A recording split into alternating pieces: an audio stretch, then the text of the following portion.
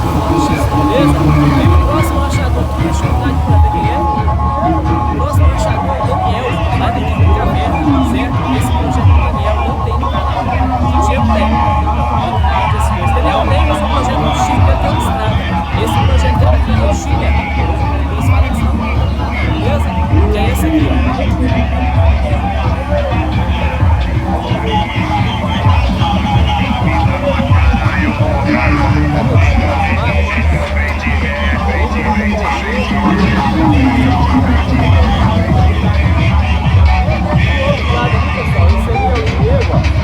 Lá da equipe Bonde S2. Aqui no Peixozinho do Dinheiro tem um vídeo desse Peixozinho no canal, tá? Com os detalhes do projeto.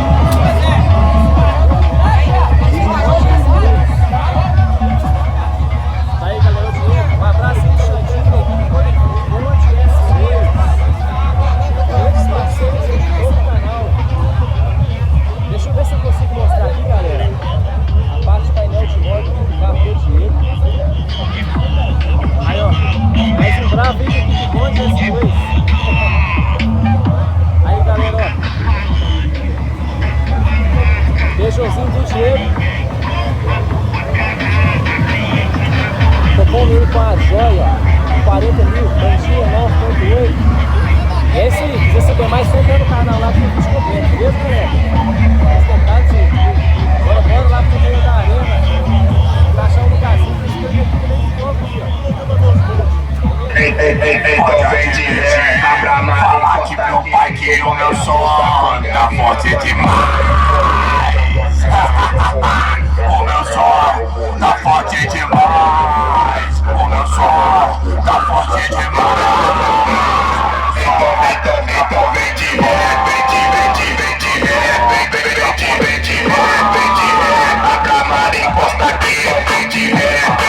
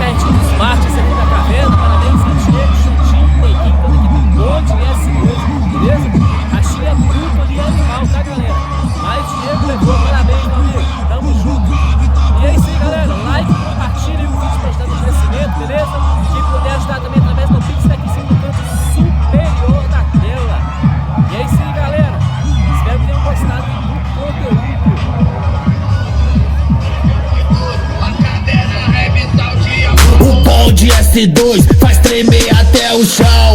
O Bonde S2 faz tremer até o chão. O Bonde S2 chegou, sacudindo os falador.